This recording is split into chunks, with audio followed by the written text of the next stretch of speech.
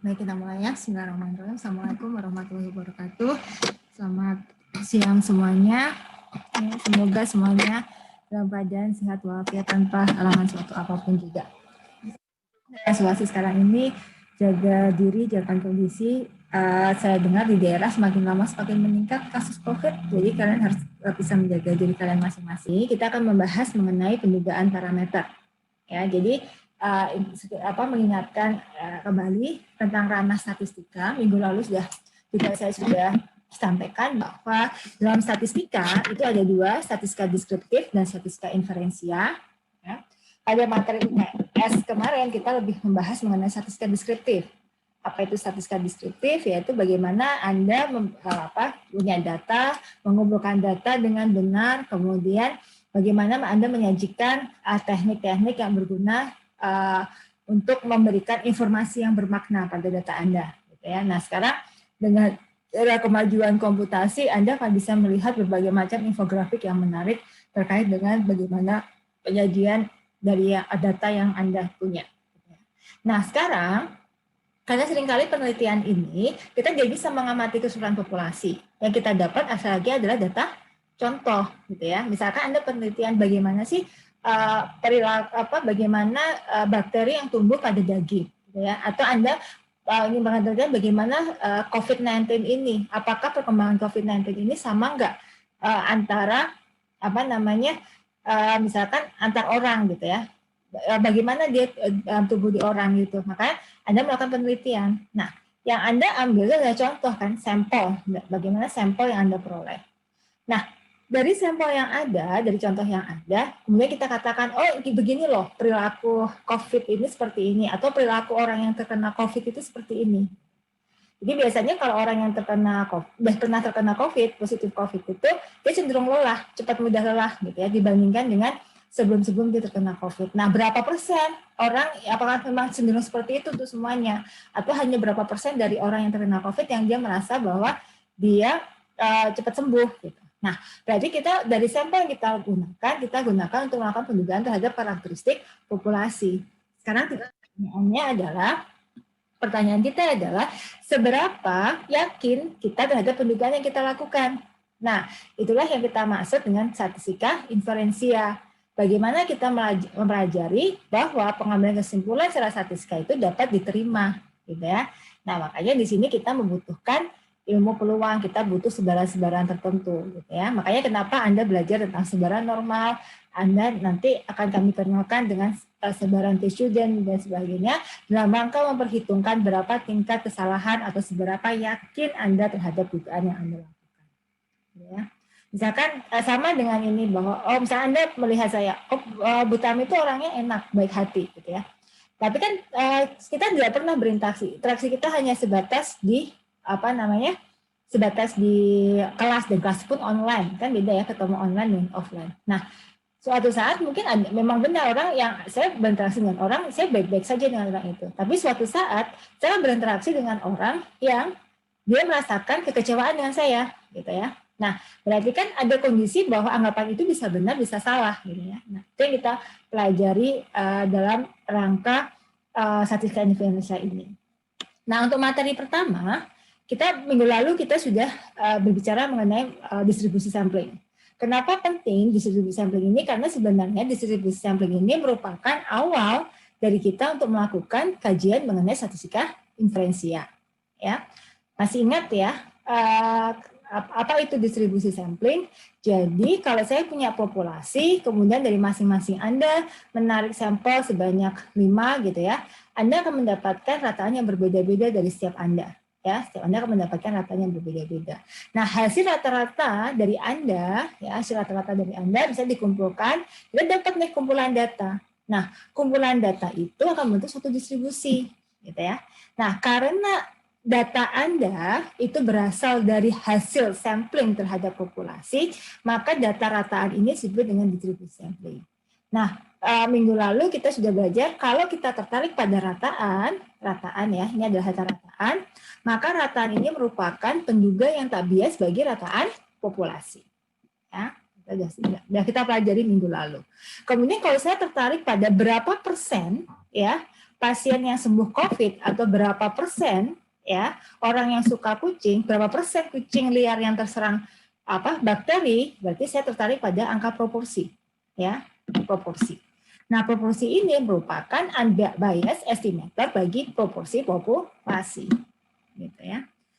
Nah, kemudian kalau saya punya kumpulan data 5 ini, di samping rataan, saya bisa hitung ragamnya berapa. Di sini saya dapat ragam yang kedua, di sini saya ngitung ragam, di sini saya dapat N ragam. Nah, kumpulan ragam-ragam ini, maka saya katakan bahwa S kuadrat merupakan penduga tak bias untuk ragam populasi. Gitu ya. Nah, ini yang sudah kita pelajari minggu lalu. Nah, sekarang kita akan mempelajari mengenai pendugaan parameter. Tapi sebelum itu, ya, melanjutkan review materi kita mengenai distribusi sampling, kita paham bahwa jika contoh populasi itu menyebar normal, maka berapapun ukuran sampelnya, jadi berapapun ukuran N-nya, ya, maka X rataan itu akan cenderung menyebar normal juga. Ya, ini yang kemarin kita pelajari. Jadi jika X suatu data menyebar normal dengan tengah kuadrat, maka rataannya juga akan menyebar normal. Ya, berapapun ukuran sampelnya, apakah sampelnya mau kecil, mau besar, selama datanya itu berasal dari sebaran normal, maka rataan contohnya juga akan mengikuti sebaran normal. Ya. Nah, tapi jika contoh itu berasal dari populasi yang tidak menyebar normal, ya, maka kita bisa menggunakan istilahnya, silahkan nggak apa-apa. Kalau untuk kuliah, silahkan kalau Anda tidak menyalakan kamera, karena saya paham bahwa kamera itu kalau semuanya nyala, kameranya akan menghabiskan kuota yang lebih banyak. Jadi kalau silahkan Anda tidak menyalakan kamera, tapi kalau ada pertanyaan, Anda boleh menyalakan kamera. Ya, silahkan. Nah, jika contoh berasal dari populasi yang tidak menyebar normal, maka sesuai dalil limit pusat, ya, dalil limit pusat yang sudah kita pelajari kemarin, maka kalau N-nya besar, ya, N-nya besar, maka X rataannya akan mengikuti sebaran normal dengan nilai tengah mu dan ragamnya adalah sigma per N. Ya, seperti itu. Nah, N besarnya itu berapa? Beberapa dia mengatakan bahwa kalau N-nya lebih besar dari 25. Beberapa buku mengatakan bahwa N-nya lebih besar sama dengan 30. Ya, ini yang jelas ini adalah batasan kapan dikatakan N besar dan rataannya mengikuti sebaran normal. Ya, minggu lalu sudah kita tunjukkan. Nah, hari ini kita akan membahas pendugaan parameter. Ya, apa itu pendugaan parameter? Siapa yang suka panahan? saya nyoba sekali dan baru sekalinya saya latihan panahan, gitu ya. Jadi saya waktu itu di kampus semester lalu saya ke kampus, saya minta diajarin sama teman kantor gitu ya. Mbak ajarin dong saya, dia memang guru latihan panah, ya. Nah, saya lakukan pemanahan ini. Sebenarnya panahan ini, memanah itu adalah simbol pada saat kita melakukan pendugaan parameter. Anggap ini adalah target. Ini adalah target kita. Kemudian tembakan kita adalah bagaimana cara kita mengambil sampel. Dimana kita, kalau kita melakukan pengambilan sampel, bagaimana keragaman kita. Bagaimana apa kita tepat atau tidak. Tentunya sebagai pemula, ini yang terjadi sama saya. Ya, sebagai pemula, artinya apa? Tembakan saya mau nembak 10 kali atau saya mau nembak 5 kali, itu variasinya besar sekali. Ya, variasinya besar sekali. Dan tidak di tempat sasaran, karena harapannya kan di tempat yang kuning ini. Ya. Tapi bagi orang yang pengalaman, harapannya ini nih, dia tetap tepat sasaran dan keragamannya kecil. Nah, inilah makanya kita kemarin dengan distribusi sampling kita belajar bahwa X rataan itu merupakan penduga bagi rataan populasi. Karena secara statistik sudah dibuktikan bahwa keragaman ini adalah merupakan keragaman yang paling kecil. Kemudian kalau P dugaan merupakan penduga bagi proporsi contoh, kemudian varian contoh merupakan penduga bagi rataan populasi. Ya, jadi kita belajar seberapa variasinya dugaan yang kita peroleh. Kenapa? Karena kita tidak pernah tahu karakteristik populasi seperti apa. Kita hanya berdasarkan contoh. Ya, makanya pendugaan ini bersifat deduktif. Ya, kalau kita melihat misalkan, makanya saya selalu mengatakan bahwa don't judge the people, jangan pernah menjustifikasi seseorang hanya berdasarkan apa yang tampak pada saat itu, gitu ya. Seringkali bisa kita memandang seseorang, cantik-cantik kok makannya kayak gitu sih, gitu kan. Jadi kadang-kadang kita bicara atau ganteng-ganteng tapi dia nyebelin, gitu. Mungkin karena interaksi kita dengan yang bersangkutan hanya sebentar, gitu ya. Nah, tapi semakin kita mengenal yang bersangkutan, ya, maka persepsi kita juga akan berubah. Nah, ini yang juga dimaksudkan dengan seberapa tepat sih kita melakukan pendugaan terhadap parameter populasi. Itu analog. Nah, ini yang kita lakukan, bahwa tadi seperti tadi sudah sampaikan, yang kita punya statistik dari populasi kita ambil sampel dan kita hitung statistiknya, dari statistik kita hitung populasi parameternya. Sehingga statistik kita katakan merupakan penduga bagi parameter populasi. Nah, kita akan mendapatkan penduga tak bias dan mempunyai ragam yang minimal. Tadi yang saya sampaikan bahwa kalau kita melatih memanah, maka dia pas tepat sasaran dan keragamannya adalah kecil. Nah, di sini makanya kenapa minggu kemarin kita mempelajari mengenai distribusi sampling. Karena pada saat kita melakukan pendugaan parameter, kita butuh pengetahuan mengenai distribusi sampling. Ya. Nah, ini yang pertama adalah pendugaan parameter atau parameter estimation. Yang pertama adalah kita melakukan pendugaan titik atau point estimation. Apa itu point estimate? Menduga parameter menggunakan sebuah bilangan tunggal. Ya, jadi kalau kita sudah tahu misalkan mu, penduga bagi mu adalah X rataan, maka X rataan ini kita sebut dengan point estimate bagi mu, penduga titik. Ya, kemudian P dugaan itu juga merupakan penduga titik bagi P. Ya. Tapi biasanya kita akan orang itu berapa sih umurnya? Umurnya sekitar 40-an deh. Gitu. Butam itu umurnya sekitar 40-an misalkan. Gitu. Tapi akan lebih bagus, Butam itu umurnya antara 35 sampai 45 tahun misalnya. Nah, kita akan lebih nyaman jika kita melakukan penduga dalam bentuk selang, gitu ya, dalam selang. Sehingga orang tahu bahwa data minimalnya sekian, maksimalnya sekian, gitu. Ya, makanya dalam apapun publikasi, orang jarang hanya menduga rataan orang Indonesia itu sekitar, misalkan rataan pendapatan orang Indonesia sekitar 5 juta, gitu. Nggak, biasanya rataan pendapatan orang Indonesia itu berkisar antara 3 juta sampai 7 juta. Jadi kita lebih aman kalau kita berbicara mengenai penduga selang. Ya. Nah, penduga selang atau interval estimate itu menduga parameter dengan memberikan sebuah selang nilai. Nah, penduga selang mengakomodasi adanya variasi dan ketidakpastian. Artinya, seberapa besar keragaman dari data dan berapa besar peluang kejadian tersebut. Maka penduga selang ini dinyatakan dalam bentuk selang kepercayaan. Ya. Nah, selang kepercayaan ini kita sebut sebagai confidence interval. Nah, bagaimana cara kita menentukan selang kepercayaan? Karena selang kepercayaan ini dalam bentuk confidence interval, berarti di sini ada batas bawah selangnya, kemudian ada batas atas selangnya. Lalu kapan kita menentukan itu? Kalau saya punya penduga titik, berarti saya harus bisa menentukan lebar selangnya ini berapa. Ya, di sini arah yang positif, ini adalah arah yang negatif, sehingga saya akan dapatkan lebar selang kepercayaan itu. Ya, nah itu yang kita akan pelajari. Nah, confidence interval atau selang kepercayaan itu merupakan selang yang memuat rentang nilai tertentu. Jadi ada suatu selang yang memuat rentang nilai tertentu. Besaran peluang nilai parameter yang dinyatakan dalam bentuk 1 min alfa kali 100%. Jadi selang itu berarti kita punya selang interval. Kemudian kalau kita tanyakan adalah seberapa nilai parameter itu, seberapa yakin kita parameter itu berada dalam selang yang kita buat, maka disebut dengan tingkat kepercayaan atau disebut dengan confidence level. Ya. Nah, confidence level itu biasanya adalah 1 min alfa kali 100%. Berapa besar tingkat kepercayaan kita?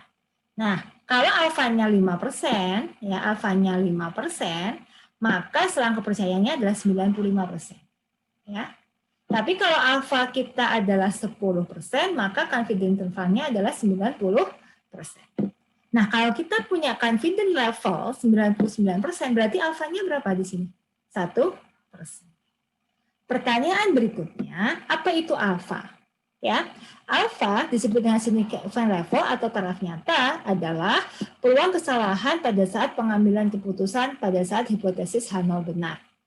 Ya, nanti minggu depan kita berbicara mengenai alfa. Sekarang terima dulu bahwa kita punya significant level, disebut dengan taraf nyata, atau ini simbolnya adalah alfa. Ada peluang kesalahan pada saat kita mengambil keputusan, ya, pada saat hal itu benar, atau dengan kata lain adalah peluang kesalahan pada saat kita mengambil keputusan. Ya. Nah, bentuk confidence interval itu didasarkan pada confidence level dan atau significant levelnya. Jadi bentuk umumnya adalah point estimate, jadi penduga titik plus minus ini reliability ini. Ya, jadi ini adalah bentuk umum dari confidence interval.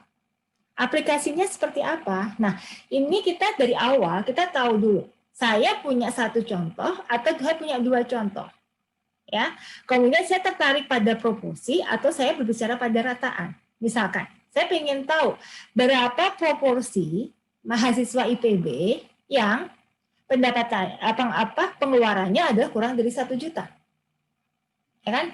Saya ambil sampel, maka saya tertarik pada berapa persentase. Berarti saya tertarik pada angka proporsi. Tapi kalau saya tertarik berapa sih rata-rata pengeluaran mahasiswa IPB, saya tertarik pada rata-rata pengeluaran mahasiswa IPB, maka saya akan tertarik pada kuantitatif. Saya pada mu. Gitu ya. Jadi parameter yang kita gunakan adalah berbeda. Sampai sini paham ya, kapan kita berbicara rata-rata, kapan kita bicara proporsi. Kemudian kita amati, saya punya satu sampel atau saya punya dua sampel. Apa yang dimaksud dengan satu sampel? Kalau saya hanya ingin tahu berapa persentase mahasiswa, misalkan Fakultas Kedokteran Hewan, yang pengeluarannya kurang dari 1 juta. Jadi saya hanya fokus nih pada mahasiswa Fakultas Kedokteran Hewan. Berarti saya hanya punya satu sampel. Tapi kalau saya kemudian tertarik, apakah ya saya tertarik berapa sih berapa persen pengeluaran mahasiswa yang kurang dari 1 juta untuk Fakultas Kedokteran Hewan dan Fakultas Peternakan? Apakah proporsi mahasiswanya yang pengeluarannya kurang dari 1 juta sama enggak antara Fakultas Kedokteran Hewan dengan Fakultas Peternakan? Jadi saya punya dua contoh, gitu ya. Saya bagi dua contoh di sini. Maka yang kita duga adalah berapa selisih proporsi mahasiswa antara Fakultas Kedokteran Hewan dan Fakultas Peternakan yang penghasilannya kurang dari 1 juta rupiah. Itu. Nah, tapi beda lagi kalau saya fokus misalkan, saya pengen tahu berapa sih rata-rata pengeluaran mahasiswa FKH dan berapa rata-rata pengeluaran mahasiswa Fakultas Peternakan. Ya, jadi saya tertarik pada selisih. Nah, ini yang dimaksud kita mengidentifikasi apakah saya punya satu contoh atau apakah saya punya dua contoh. Ya. Oke, paham sampai sini? Ada pertanyaan? Ini siang-siang mudah-mudahan Anda nggak tertidur ya. Oke, ya. Nah, kita masuk ke pendugaan parameter untuk satu populasi. Ya, kita hari ini hanya membahas satu populasi dulu. Ya. Nah, misalkan dalam suatu percobaan elektrolisis di laboratorium mengukur endapan tembaga. Jadi kita mengukur endapan tembaga dari tembaga sulfat selama 30 menit. Ya. Jadi di situ ada pengukuran bagaimana endapan tembaga dari suatu tembaga sulfat. Nah, selama 30 menit. Jadi pengukuran itu dilakukan selama 30 menit. Nah, ada 30 mahasiswa yang praktikum. Ya, ada 30 yang praktikum dan diperoleh rataannya sebesar 0,145 ya rata endapannya dan simpangan bakunya itu sebesar 0,0051 mol. Ya. Kalau di IPB misalkan di percobaan kimia ya, kalau ada beberapa kelas paralel praktikum, anggap bahwa 30 mahasiswa ini merupakan sampel dari mahasiswa yang praktikum tersebut. Ya.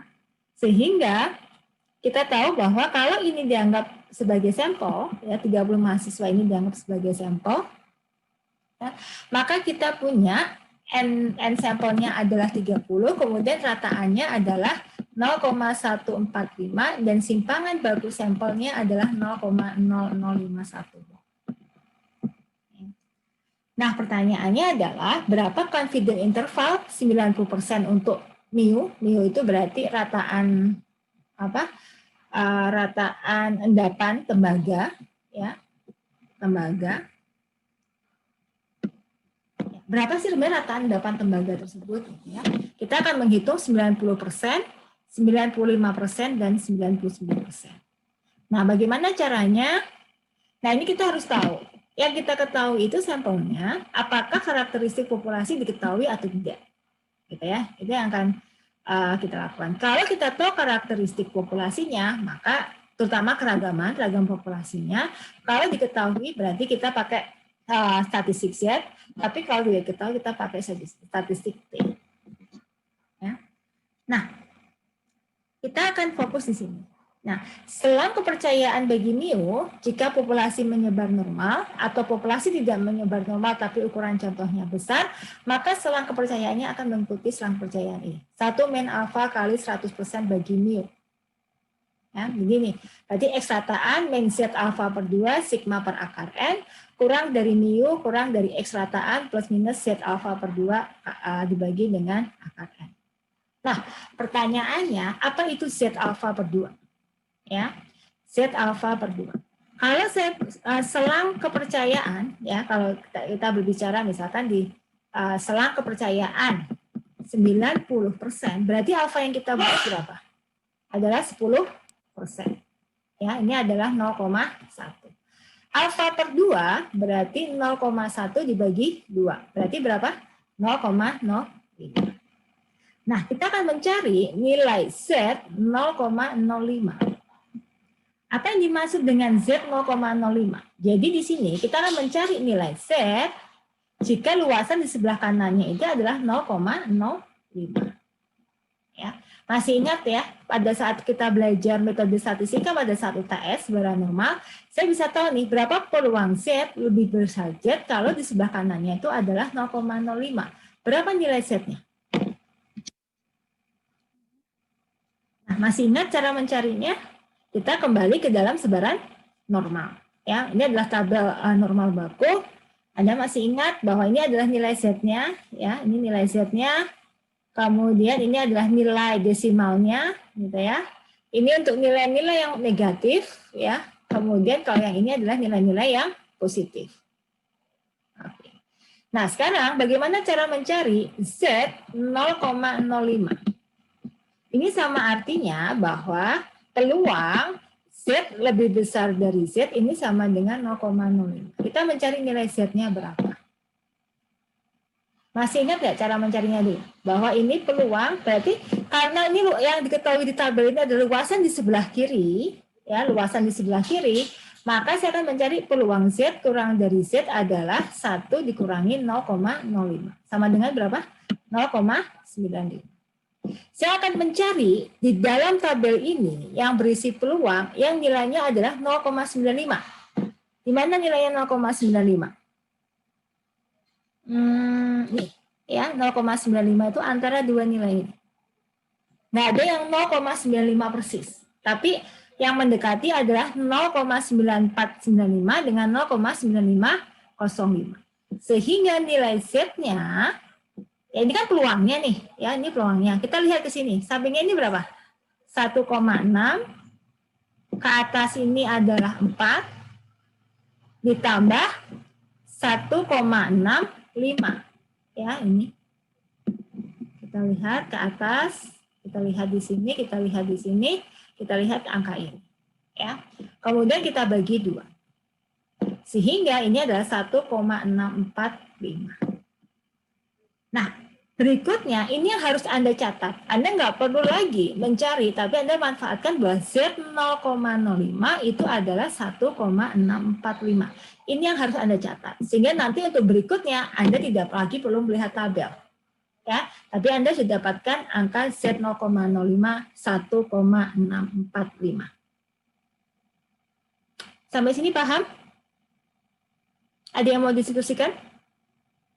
Ada yang mau ditanyakan?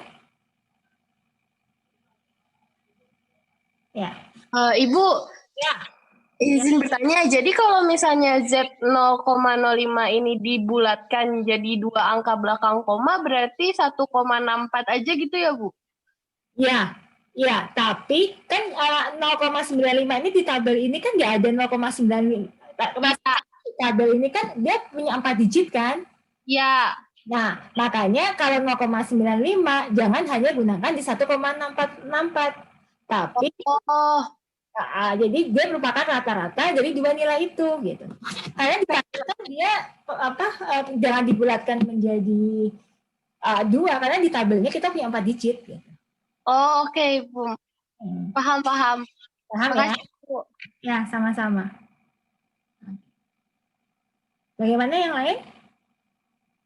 Nah, sama halnya dengan kalau saya punya selang kepercayaan, ini sekalian ya, kita membahas adalah selang kepercayaan. Ini selang kepercayaan sesuai dengan SK, ya, selang kepercayaan 95%. Ini berarti alfanya berapa? 5%. Alfa 5% ini sama dengan berapa? 0,05. Gitu ya. Kemudian berarti alfa per 2-nya berarti berapa? 0,05 kita bagi 2. Jadi kita dapat 0,025. Sehingga kita akan mencari Z 0,025. Apa artinya ini? Ini berarti kita akan mencari peluang Z lebih besar dari Z, nilai di sebelah kanannya adalah 0,025. Karena tanda ini berarti saya akan mencari ya luasan di sebelah kanan, ya sebelah kanan ini sebesar 0,025, sehingga saya akan mencari nilai Z-nya ini berapa. Nah, bagaimana cara mencari di tabelnya? Anda tinggal cari, berarti karena di tabelnya yang diketahui sebelah kiri, berarti kita tahu peluang Z kurang dari Z sama dengan 1 dikurangi 0,025 adalah 0,975. Berarti berapa nilai Z-nya? Kita cari di sini. 0,975 ada enggak? 975. Nah, ini. Nah, kalau ini pas kan 0,975. Nah, berarti nilai Z-nya adalah 1,96. Nanti Anda catat nih di catatan. Nanti kalau ujian Anda boleh bawa catatan selembar kertas. Anda tuliskan aja nilainya. Z 0,025 itu adalah 1,9.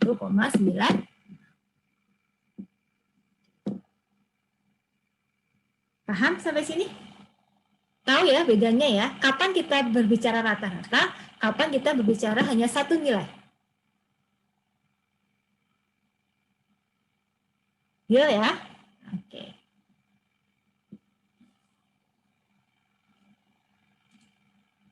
Oke. Good. Nah, sekarang kita akan berbicara mengenai, setelah kalian tahu bagaimana cara mencari nilai Z-nya, gitu ya, udah tahu paham nilai Z-nya. Sekarang kita akan berbicara tentang hubungan antara confidence level dengan significant level, ya. Ini kita sudah tahu bahwa kalau tingkat kepercayaan 90%, alfanya 10%, alfa per 2-nya 0,05, tadi kita sudah ketemu nih, Z-nya adalah 1,645. Ya. Kalau tingkat kepercayaannya 95%, berarti alfanya 5%, alfa per 2-nya 0,05, Z-nya adalah 1,96. Ya, nah, sekarang 99% nih. 99% berarti alfanya berapa? 1%. Alfa per 2-nya 0,056. Ya. Sekarang kita cari. Kalau ini berarti peluang Z lebih besar Z-nya adalah 0,005. Berarti peluang Z kurang dari Z-nya itu adalah 1 dikurangi 0,05. Berarti berapa? 0,995. Ya. Nah, kita cari di dalam tabel, ya, di dalam tabel yang 0,995. 0,995.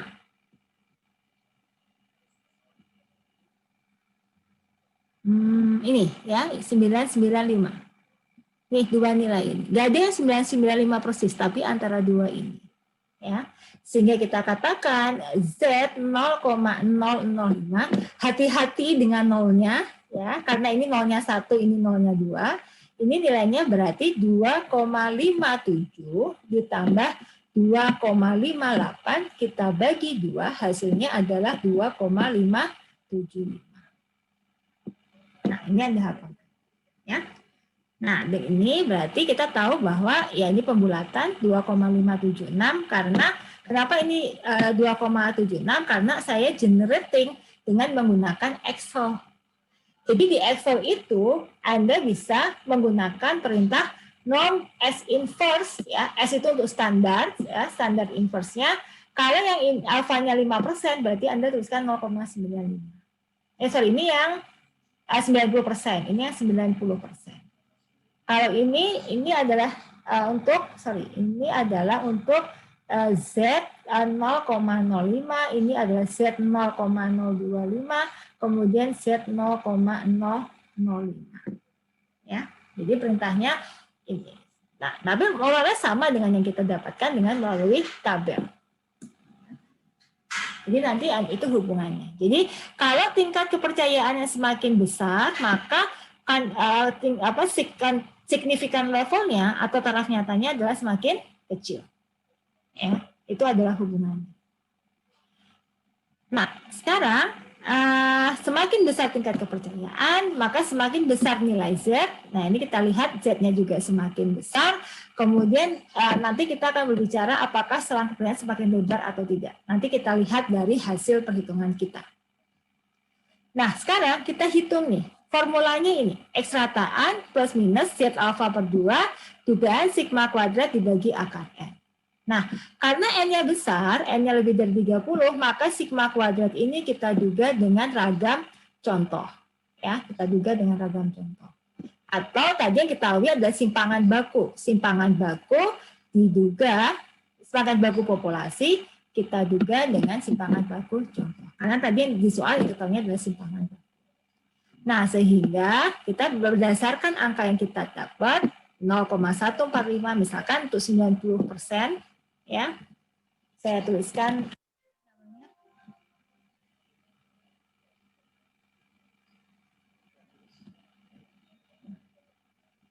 Nah, misalkan hitungan untuk selang kepercayaan, saya tuliskannya selang kepercayaan 90%, ini berarti X rataan plus minus Z alfa per 2, sigma dugaan per akar N. Nah, ini seperti apa? X rataannya berapa? 0,145 plus minus, ya, plus minus Z-nya berapa di sini? 1,645 dikalikan S-nya berapa? Di dalam contoh kita, ya, S-nya itu adalah 0,051. Ya.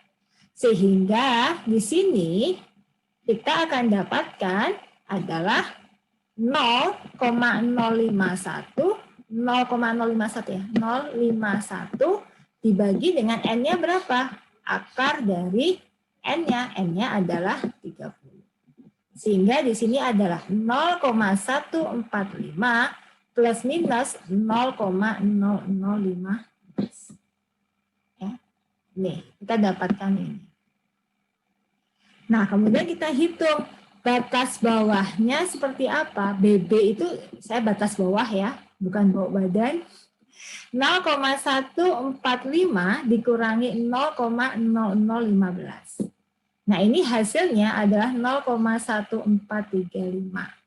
Nah, batas atasnya itu adalah 0,145 plus 0,0015 sama dengan 0,1465.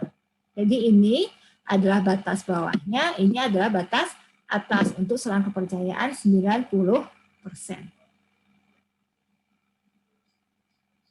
Bisa dipahami sampai sini? Ada pertanyaan? Sudah paham, Bu. Ah ya, oke, good. Beandarlah. Semangat sekali ya. Oke ya. Nah, sekarang dengan cara yang sama, berarti Anda tinggal ganti apa? Nilai Z-nya kan? Anda ganti nilai Z-nya, kemudian Anda hitung batas bawahnya dan batas atas. Ya. Oke. Ini apa namanya? Oh, ini. Kemudian yang 99% juga Anda hitung sama dengan cara yang sama. Nah, Anda perhatikan, semakin selang kepercayaan atau tingkat kepercayaan semakin meningkat, ya, bagaimana dengan selangnya? Mana yang paling lebar? 90% atau 99% yang paling lebar?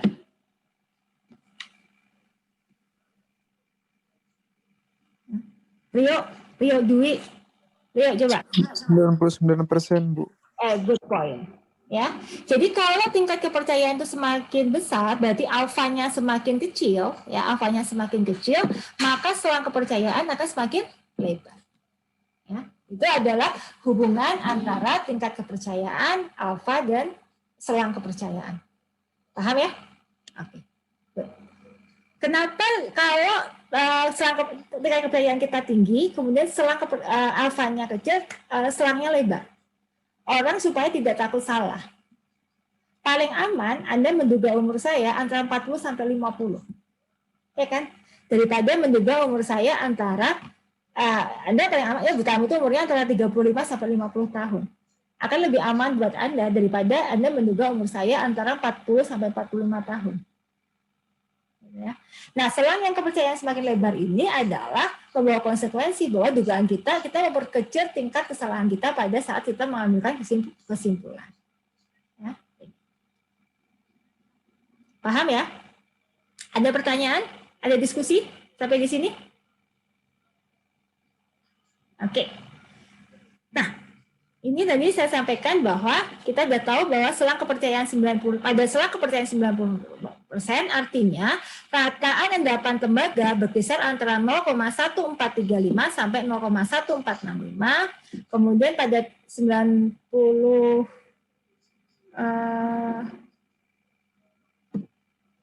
ini bahasa Inggrisnya.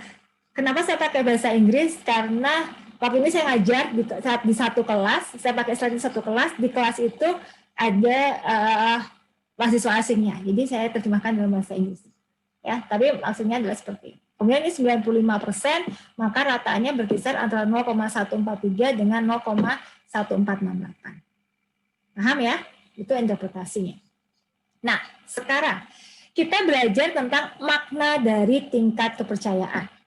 Apa maksud tingkat kepercayaan 90%, apa maksud tingkat kepercayaan 95%, dan apa maksud tingkat kepercayaan 99%. Ya. Nah, kita tahu bahwa sebaran rata-rata contoh ada di sini. Jadi harapan kita bahwa rataan ini, ya, pasti tengah-tengahnya, kemudian ini adalah batas bawahnya, kemudian ini adalah batas atasnya. Ya, ini adalah batas atasnya. Jadi harapannya kita dugaan parameter kita berada pada selang ini. Makanya disebut dengan daerah penerimaan biasanya. Ya. Nah, selang kepercayaan itu berkisar pada X rataan dikurangi Z sigma per akar N hingga X rataan plus. Jadi kalau saya punya rataan di sini, saya hitung batas bawahnya dan saya batas atasnya dengan menggunakan formulasi ini. Ya. Nah, kalau satu kali saya mengambil sampel, kemudian saya hitung selang kepercayaan, artinya kalau dalam 100 kali saya melakukan pengambilan sampel, saya akan identifikasi berapa besar kesalahan saya dalam melakukan pendugaan. Nah, apa yang dimaksud dengan kesalahan itu? Berarti saya membuat suatu selang kepercayaan yang tidak melewati nilai parameternya. Misalkan ini, saya punya ini nih, ya. Kemudian saya buat nih, satu kali sampel, saya buat selang kepercayaan. Selama selang kepercayaan saya melewati mu yang saya lakukan, maka pendugaan yang saya lakukan benar. Tapi kalau saya ngambil sampel, kemudian dugaan saya di sini, padahal parameter saya di sini, berarti saya melakukan kesalahan. Nah, itulah maksud dari alfa.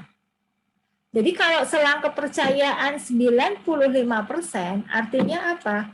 Dari 100 kali ya saya melakukan pengambilan sampel secara berulang, maka 5% diantaranya saya melakukan kesalahan.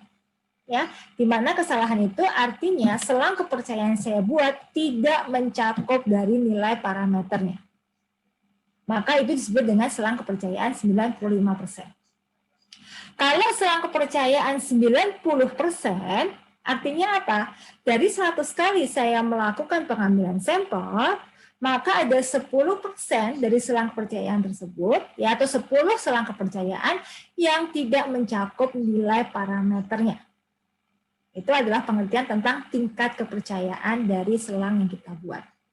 Paham? Nah, analogi Anda sebagai seorang dokter, ya, analogi Anda sebagai seorang dokter, pengertian selang kepercayaan 95% ini adalah jika Anda melakukan 100 kali diagnostik ya 100 kali diagnostik untuk kasus yang sama, untuk penyakit yang sama, Anda melakukan kesalahan diagnostik sebanyak 5 kali. Ya, itu berarti tingkat kepercayaan atau Anda menggunakan selang kepercayaan 95%. Kalau selang kepercayaan 90%, artinya adalah jika Anda melakukan 100 kali diagnostik untuk suatu kasus penyakit yang sama, maka Anda melakukan 10 kali kesalahan diagnostis.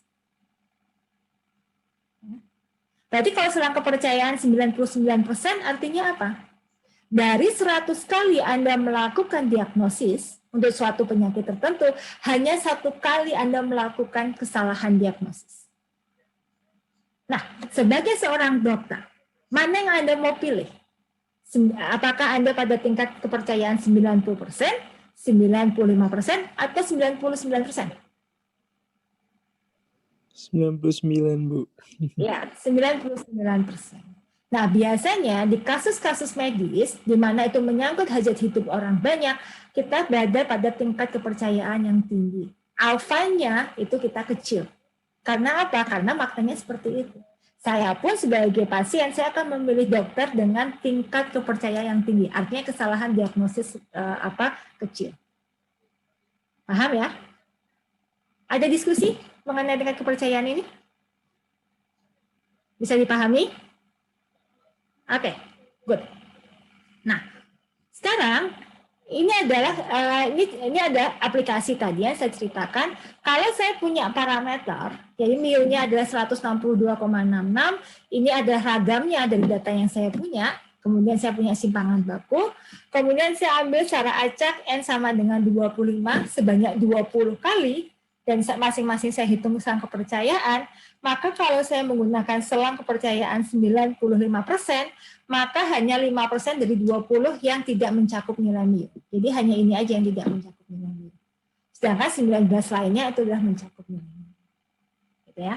Nah, biasanya memang orang akan bekerja pada selang kepercayaan 95%. Ya.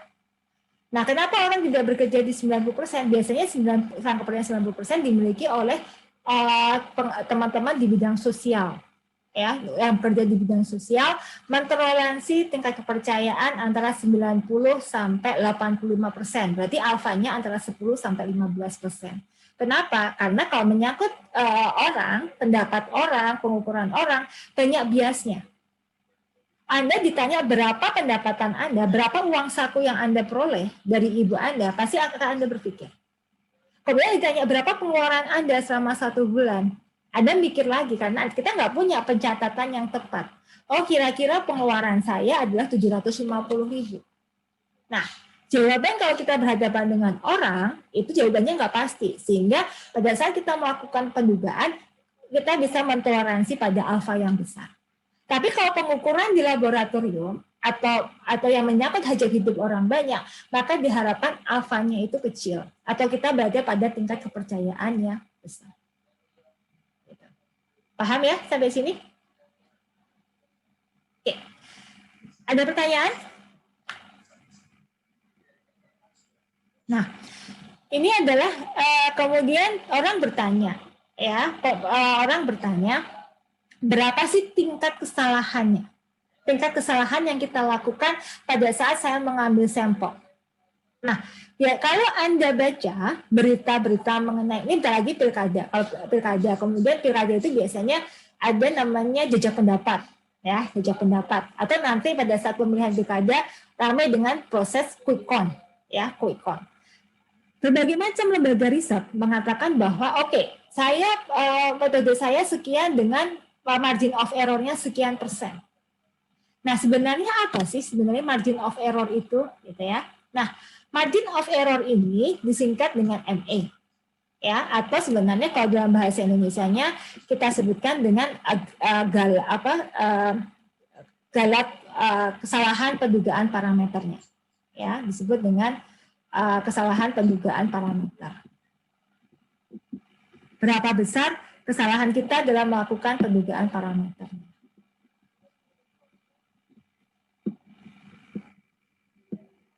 Atau beberapa menyebutkan sebagai E disebutkan dengan sampling error. Ini sama.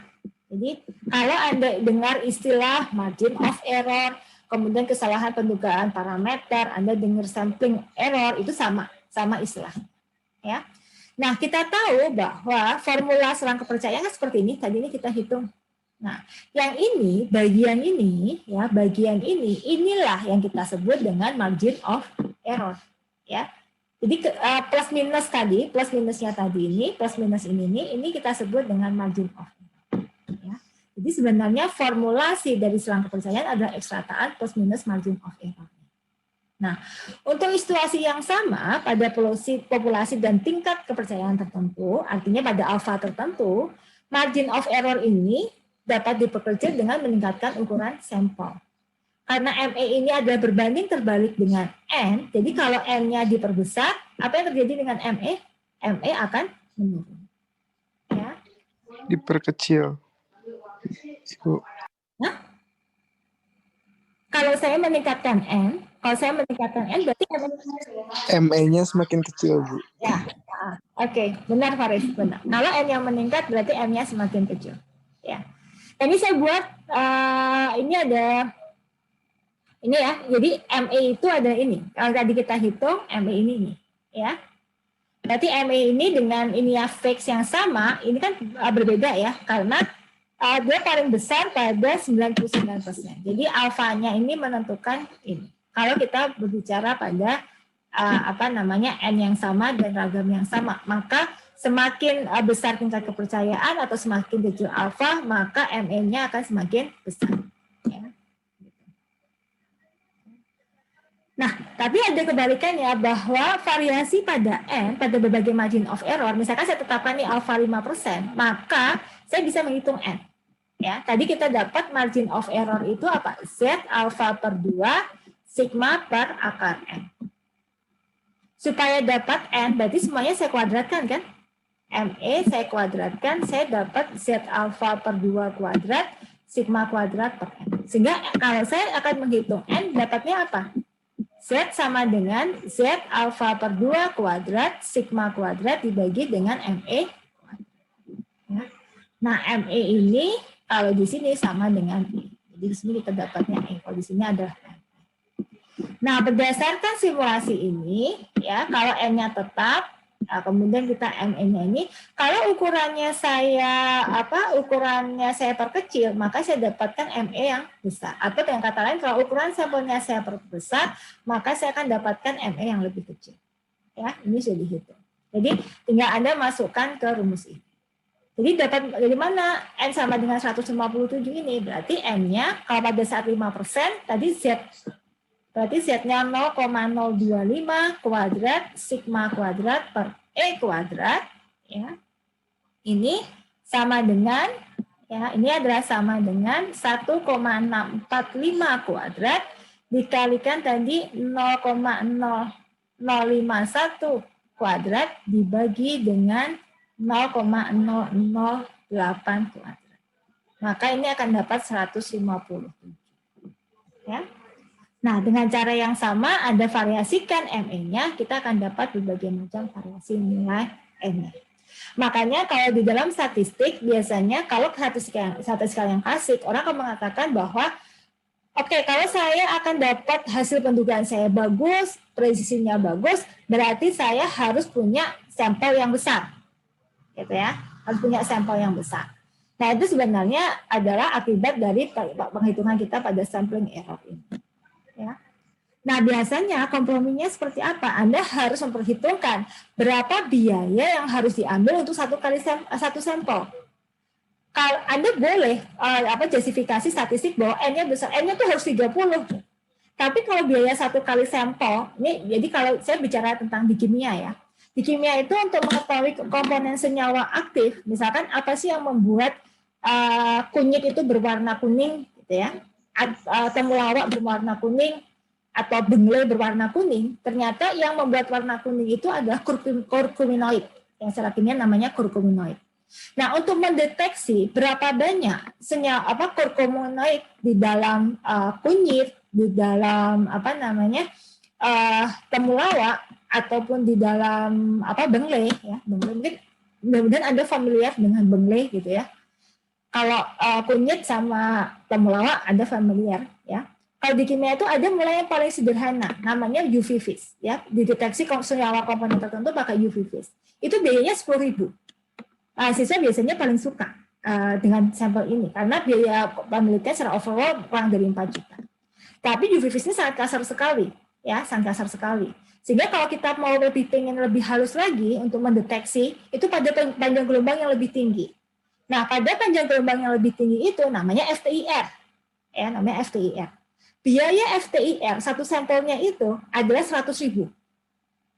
Anda bisa bandingkan kan 10.000 dengan 100.000. Nah, kemudian kalau kita mau precise lagi, berapa persen kadar kurkumin dalam kandungan sampel kita, itu namanya HPLC. Itu satu sampelnya 400.000.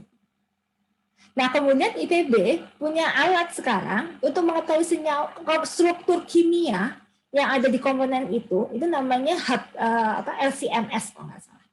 Satu sampel untuk mahasiswa adalah 900.000. Nah, inilah biasanya ada kompromis antara pendekatan statistik dengan budget yang harus Anda gunakan. Ya, nah itu makanya fungsi sampel ini adalah memang fungsi dari berapa besar tingkat ketelitian yang Anda lakukan, kemudian nanti constraint budget yang Anda lakukan, serta keragaman datanya. Ya, keragaman datanya. Artinya gini, kalau keragaman datanya itu kecil, maka Anda nggak usah ngambil sampel yang banyak-banyak. Misalkan ini, kalau suatu produk, ya produk misalkan produk mie instan, Anda penyuka mie instan tertentu, ya variasi karena dia suatu produk dari suatu pabrik dan quality controlnya itu adalah bagus, maka kalau produk itu bagus, maka variasi rasa dari satu produksi ke produksi yang lain itu nggak berbeda. Dan kita ketemu ya sama, kita melihat mie instan itu kita lihat di Bogor dengan lihat di Semarang, dengan lihat di Surabaya sama semua, gitu ya. Tapi kalau dia home industry, karena kualitinya itu adalah berbeda, maka keragaman datanya itu berbeda. Nah, kalau produk pabrik mungkin kita ngambilnya sampelnya cuma cukup satu atau dua. Tapi kalau namanya home industry, kita butuh sampel yang lebih banyak untuk mengkualiti produk tersebut. Ya, jadi kalau ditanya berapa sih ukuran sampel yang kita dapat, nah ukuran sampel itu berapa persen sih dari populasi? 2% cukup nggak? 10% cukup nggak? 80% cukup nggak? Bukan masalah persentasenya, tapi masalah keragaman dari data. Kalau masalah sampel, silakan Anda belajar pada ibu Anda. Ibu Anda itu adalah guru yang paling berharga terhadap sampel. Ya. Kalau ibu Anda masak, atau Anda lah masak, gitu ya. Kalau Anda mencicipi makan, berapa banyak yang Anda cicipin? 1 sendok, 1 mangkok, atau 1 panci? Paling banter 1 sendok kan? Ya, paling banter 1 sendok. Kenapa? Karena ibu Anda yakin bahwa kalau masakan itu saya aduk, saya mau mencicipi bagian atas, bagian bawah, bagiannya adalah sama. Ya, jadi itu. Keragaman, kalau semua keragamannya itu sama, maka kita cukup ngambil yang sampel yang kecil. Tapi bandingkan kalau Anda datang ke pesta, kemudian di situ ada salad bar, atau kita ke Pizza Hut lah, di situ ada salad bar. Anda ingin mengambil salad, apa yang Anda lakukan di situ? Ada pilihan di situ, ada jagung manis, ada buncis, ada wortel, ya, ada paprika segala macam. Pasti Anda akan mengambil banyak. Ya. Semakin banyak variasi yang ada di meja, maka Anda akan mengambil sampel semakin banyak dari variasi yang ada. Nah, itulah analog berapa banyak sampel yang harus Anda peroleh. Paham ya? Nah, untuk pendekatan statistik, ini adalah sampel minimal. Ini adalah formulasi N optimal. Ya. M optimal itu berarti untuk sampel yang minimal. Jumlah sampel yang minimal. Ya, ini adalah jumlah sampel yang minimal. Kalau minimalnya hitungan saya ada 157, boleh nggak Bu kalau saya ngambil 160? Boleh nggak kalau saya ngambil 200? Silahkan. Selama budget Anda adalah cukup. Gitu. Paham ya? Oke. Ada diskusi dulu sebelum saya lanjutkan? Oke. Nah, kalau nggak ada, sekarang kita beranjak pada kasus real. Ya. Dalam aplikasinya, seringkali keragaman populasi itu tidak diketahui. Kenapa? Ya karena kalau kita hanya punya data sampel. Kita nggak pernah punya data populasi. Yang kita punya adalah data sampel. Ya. Nah, data sampel ini adalah misalkan X rataan min Z alfa per 2 sigma per akar M. Kurang dari mu, ini adalah formulasi selang kepercayaan yang kita hitung tadi. Nah, formulasi ini tidak dapat diimplementasikan pada sebagian besar kasus. Kenapa? Karena sebagian besar kasus ragam populasi tidak kita ketahui. Alternatifnya apa? Bahwa ragam populasi ini diduga dengan ragam contoh. Nah, sebaran untuk simpangan baku contoh ya itu adalah kalau saya gunakan X rataan min mu dibagi S per akar N. Ya, karena tadi kalau Z itu kan X rataan min mu sigma per akar N, maka Z ini akan menyebar normal baku. Nah, kalau sigma ini saya ganti dengan S, ya, kalau saya ganti dengan S, ya, maka sebarannya tidak lagi menyebar normal baku, tapi dia akan menyebar T student, ya, sebaran T student. Dengan derajat bebasnya adalah N-1. Nah, ini properties dari sebaran T student, ya. Jadi sebaran T student itu tergantung dari berapa jumlah sampelnya, ya. Kalau saya punya jumlah sampel 10, berarti pada saat saya menghitung ragam itu rumusnya apa sih? Sigma XI min X rataan kuadrat dibagi dengan N-1. Nah, N-1 ini saya sebut dengan degree of freedom. Atau dalam bahasa Indonesia saya sebut dengan DB, derajat bebas. Ya. Jadi kalau N-nya 10, DB saya berapa? 9.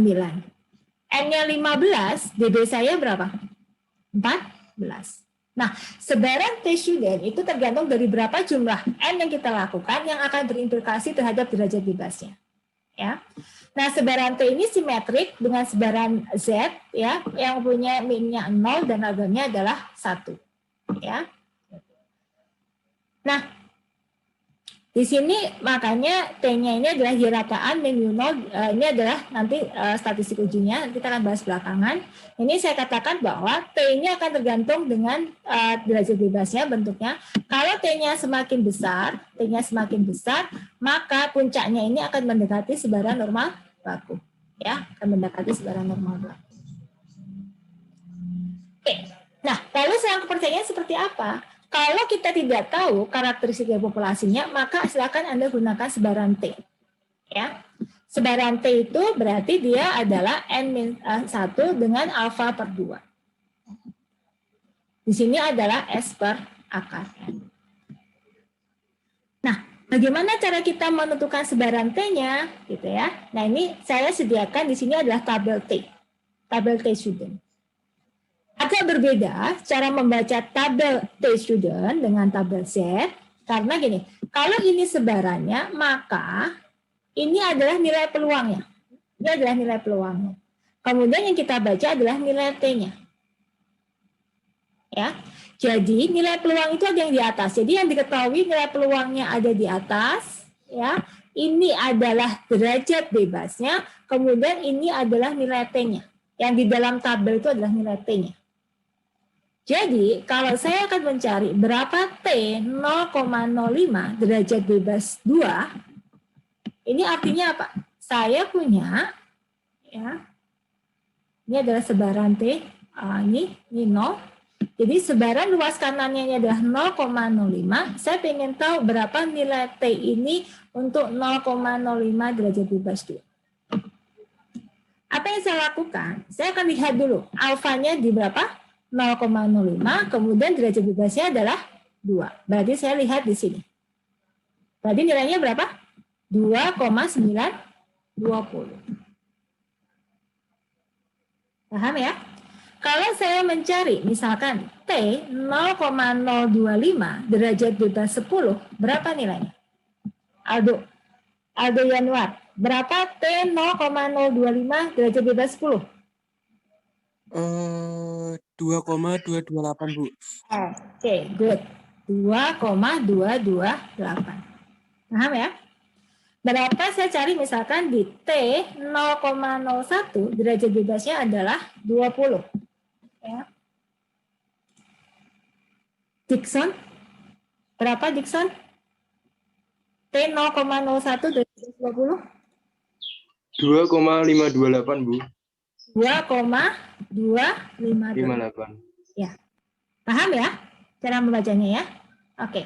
Nah, ini silakan nanti Anda Anda keep Anda pelajari, simpan tabel ini ya. Nanti karena akan kita pakai untuk seterusnya. Nah, lalu apa hubungannya? Kita akan tahu bahwa kalau DB-nya 10, ya ini berarti kan alfanya alfa per 2-nya kan berarti ini 0,05. Kalau selang kepercayaan ini berarti alfa per 2-nya adalah 0,025. Kemudian di sini alfa per 2-nya adalah 0,005. Nah, kita tahu semakin besar derajat bebasnya, maka nilainya akan mendekati sebaran Z. Ya. Jadi kalau N-nya semakin besar, maka dia akan mendekati sebaran Z. Makanya di tabel Z ini, ya Anda lihat, dia menyediakan nih sampai 120, degree of freedom-nya sampai 120. Kemudian sampai tak hingga. Begitu tak hingga, dia akan menggunakan sebaran dari sebaran normal baku. Pendekatannya.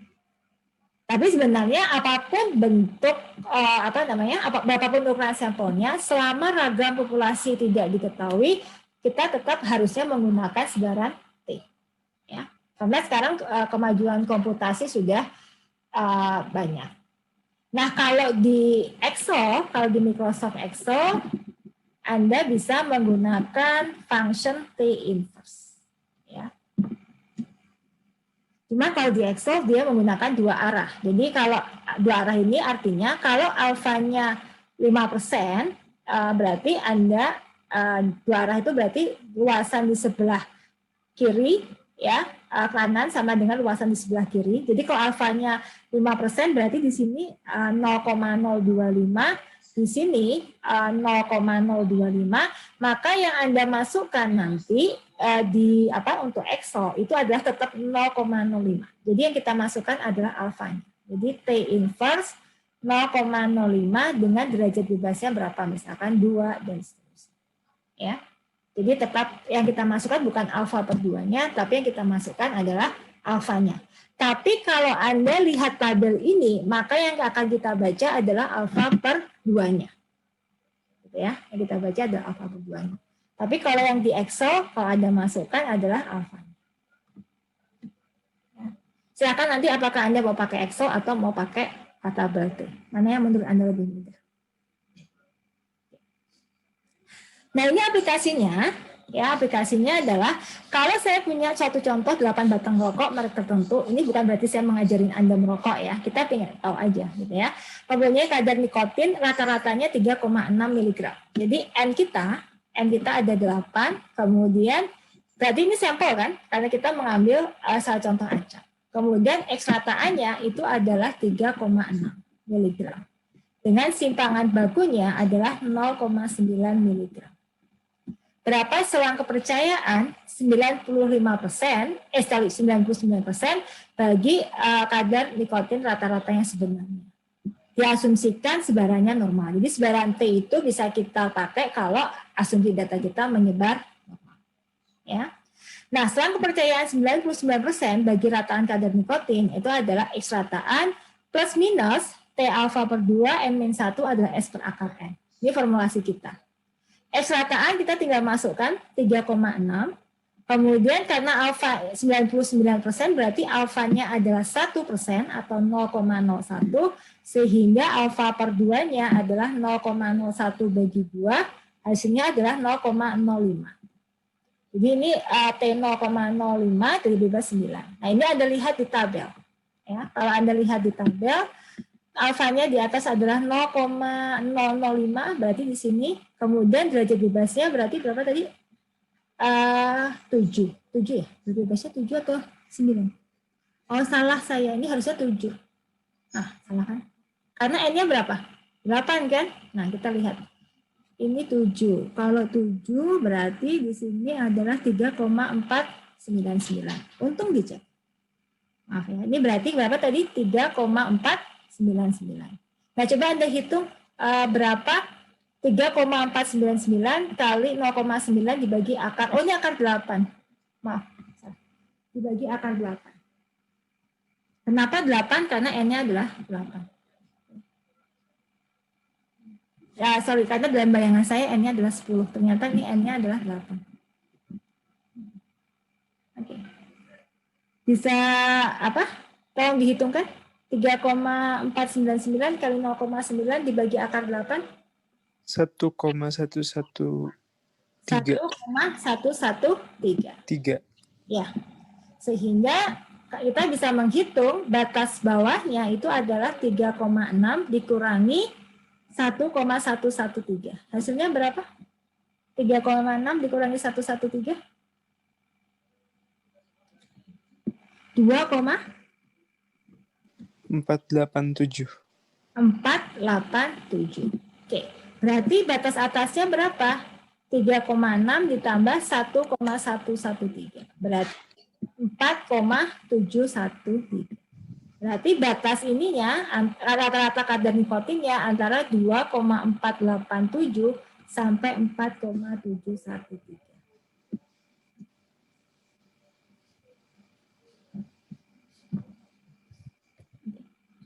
Bisa diikutin ya? Good. Dokter Bu izin bertanya. Boleh. Silakan Faris. Berarti untuk baca tabel yang T itu, kita lihatnya kalau yang alfanya itu alfa per 2 ya? Ya, Ibu. Ya. Kalau untuk yang derajat bebasnya itu N-1 dulu? Ya, benar. Oke. Karena Terima kasih, Bu. Sama-sama. Karena kita masih berbicara satu populasi, derajat bebas yang kita gunakan adalah karena kita berbicara S. Ya. S itu kan akar dari ragam. Ragam yang kita hitung formulasinya apa? XI min X rataan kuadrat dibagi dengan N-1. Sehingga derajat bebas yang kita gunakan masih N-1. Ya, karena kita berbicara mengenai derajat bebas yang digunakan untuk menghitung ragam. Oke, ada yang bertanya lagi? Oke. Ya. Paham ya tentang bagaimana memanfaatkan bedanya kapan kita menggunakan sebaran Z, kapan kita menggunakan sebaran T. Ya.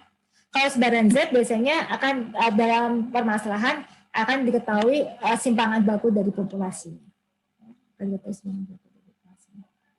Kalau nggak diketahui simpangan baku populasinya, silakan Anda gunakan sebaran T. Oke. Tentang kepercayaan bagi proporsi. Jadi fokus kita adalah proporsi. Kapan kita bicara proporsi? Kita tertarik pada persentase. Berapa persen mahasiswa ITB yang pengeluarannya kurang dari 1 juta? Berapa persen mahasiswa ITB yang berada di Bogor? Berapa persen mahasiswa IPB yang berasal dari luar Jawa? Nah, ini kita bicara tentang proporsi. Bedakan dengan tadi, kalau tadi kita bicara berapa rata-rata kadar nikotin, berapa rata-rata pengeluaran, berapa rata-rata nilai. Ya, kita bicara tentang proporsi. Ya, itu bisa kita rata. Nah, sekarang kita bicara proporsi. Nah, pada materi UTS kita sudah belajar bahwa kalau kita hanya punya 2 outcome, benar atau salah, sukses atau gagal, berarti termasuk kejadian apa? Masih ingat kejadian apa? Kalau saya tertarik pada, ini berapa peluang dia sukses, berapa dia peluang gagal, berapa peluang mahasiswa FKH sukses dalam mata kuliah metode statistika. Saya tertarik nih, sukses dengan gagal. Itu termasuk kejadian apa ya? Masih ingat nggak? Waktu belajar dengan Pak Maskur, materi UTS. Safa? Masih ingat Safa? Kalau saya berhadapan dengan 2 kejadian, sukses atau gagal, peluang sukses sebesar P, peluang gagal sebesar 1 min P, kejadian apa itu?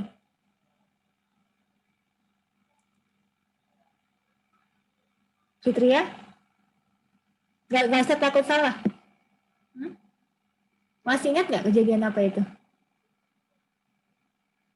Ya, itu berarti termasuk dalam kejadian Bernoulli.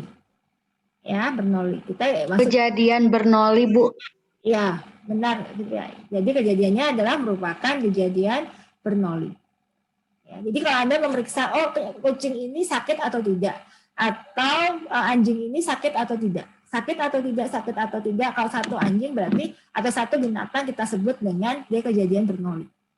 Ya. Nah, kita tahu kalau bernoli itu sukses atau gagalnya. Kemudian kalau kita bicara berapa banyaknya yang sukses dan berapa banyaknya yang gagal dari N kejadian, maka kita melakukan pendekatan binomial. Ya. Nah, kita tahu bahwa kalau X menyebar bernoli, ya bernoli sebesar P, maka nilai harapan dari X itu ada sebesar P dan variansinya atau ragamnya, ya ragam dari sebaran ragam dari X itu adalah sebesar P dari 1 min P. Nah, pendekatan inilah yang kita gunakan untuk membentuk selang kepercayaan bagi proporsi. Ya. Nah, minggu lalu kita sudah belajar distribusi sampling adalah bahwa jika proporsi contoh memiliki sebaran yang mendekati normal dengan simpangan bakunya seperti ini, jadi simpangan bakunya adalah akar. Jadi kalau saya tertarik terhadap proporsi, ya, saya terhadap proporsi, ya, ini terhadap proporsi. Terhadap proporsi, minggu lalu kita sudah bahwa nilai harapan dari proporsi dugaan sama dengan P, kemudian ragam dari proporsi dugaan adalah P kali 1 min P dibagi N. Ya, sehingga simpangan bakunya, jadi Anda bedakan ya, kalau saya bicara ragam berarti tanpa diakarkan, tapi kalau saya bicara simpangan baku berarti akarnya. Ya. Makanya ini diduga. Nah, kemudian kalau kita punya sampel, ini makanya pendugaan dari simpangan bakunya, jadi ada head-nya di simpangan bakunya, itu adalah akar dari P dugaan kali 1 min P dugaan dibagi N. Ini yang kita gunakan untuk menghitung sebaran selang kepercayaan bagi proporsi. Nah, di sini karena kita menggunakan Z, maka diasumsikan N-nya adalah besar. Jadi kalau N-nya besar, maka kita menggunakan sebaran Z. Ya. Oke, ini dari sampel, misalkan, nah dari sampel yang diambil sebanyak 1.355 ibu hamil yang melakukan tes darah dan hasilnya positif, ternyata 48 orang anaknya itu menderita Down syndrome. Ya, jadi dari 135 itu ibu hamil yang melakukan darah dan hasilnya positif, ada 48 orang anaknya menderita Down syndrome. Nah, dari informasi tersebut dapat diperoleh bahwa proporsi bayi yang lahir Down syndrome dari ibu hamil yang menjalani pemeriksaan darah positif itu berapa? Berarti di sini adalah yang pemeriksaan ibu hamil 138 ini yang positif, tapi yang Down syndrome itu hanya 48. Ya. Berarti proporsi bayi yang lahir Down syndrome dari ibu hamil, ya, dari ibu hamil itu adalah 48 per 1.355. Jadi P dugaannya adalah 0,035. Kemudian kita tertarik pada selang kepercayaan 95%, berapa proporsi bayi yang lahir Down syndrome dari ibu hamil yang menjalani pemeriksaan darah yang positif. Nah, kita gunakan formulasi ini, P dugaan plus minus Z alfa per 2, P dugaan kali 1 min P dugaan bagi N. Kalau kita punya selang kepercayaan 95%, berarti alfanya adalah 0,05, alfa per 2-nya adalah 0,025. Nah, kita tahu tadi, kita sudah mencari bahwa Z 0,025 adalah 1,9. Nah, inilah kita masukkan ke dalam formulasi.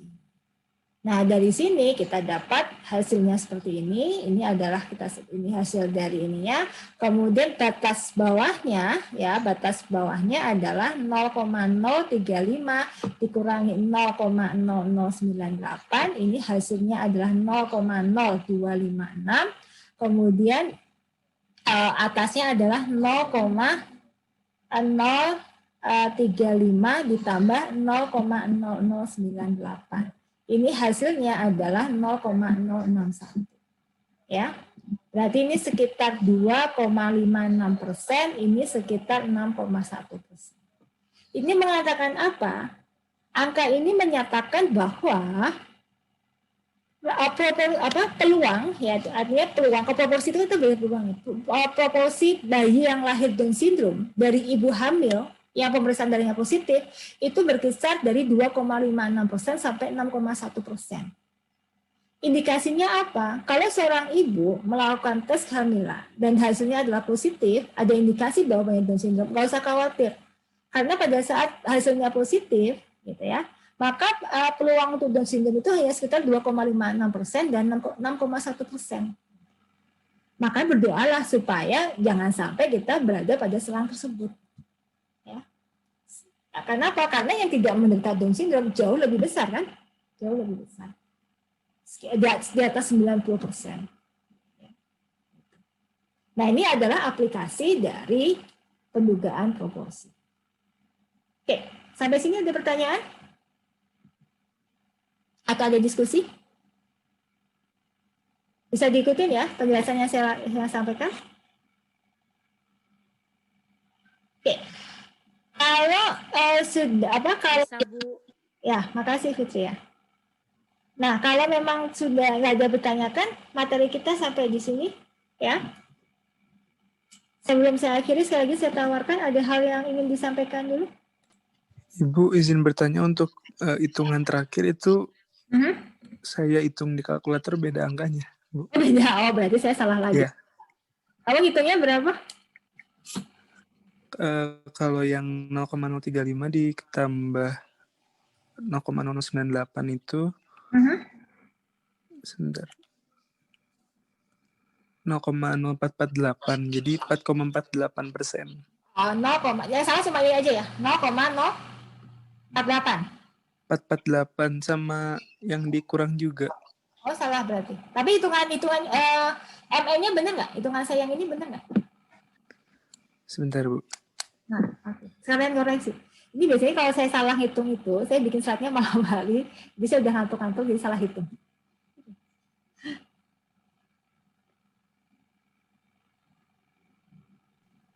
Ibu, apakah boleh meminta PPT yang Ibu? Yang ini. Oh, nanti tadi saya share PPT yang ini. Yang ada coretan-coretan saya ini. Iya, Bu. Ya, boleh nanti saya kirim lagi yang ada coretannya saya. Kemudian saya nanti share videonya. Mohon maaf, minggu lalu saya belum sempat share video karena biasanya saya edit sedikit baru saya kasih ke Anda. Kenapa? Karena biasanya saya supaya ukuran filenya itu nggak terlalu besar, karena kalau langsung share dari Zoom itu ukuran filenya terlalu besar. Nah, mohon maaf minggu lalu saya belum sempat untuk edit, tapi saya usahakan minggu ini untuk diedit. Baik, Bu, terima kasih banyak. Ya, sama-sama. Untuk margin of error-nya udah bener, Bu. Oke, berarti hanya salah di hitungan ininya ya, aman. Iya, plus minusnya aja. Ya, oke. Berarti berapa? Yang 0,035 dikurangi dengan 0,0098? Berapa, Mas? Hasilnya berapa? Ada yang lain yang bisa bantu saya hitung? 0,0252. 0,0252. Berarti sekitar kalau dikalikan 100% berarti 2,52% ya. Oke.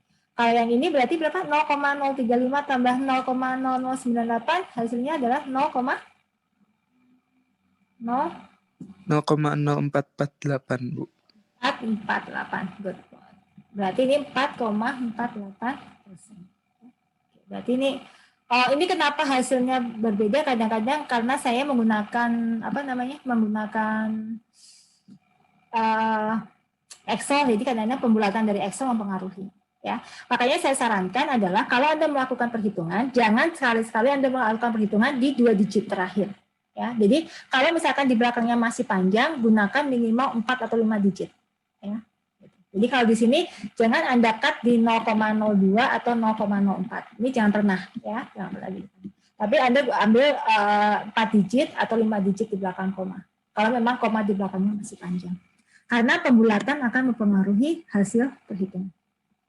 Oke ya. Atas perhatian Anda semua, sehat selalu ya. Selamat berakhir pekan, tetap semangat untuk pertemuan minggu depan. Assalamualaikum warahmatullahi wabarakatuh. Terima kasih. Waalaikumsalam. Terima kasih, Bu.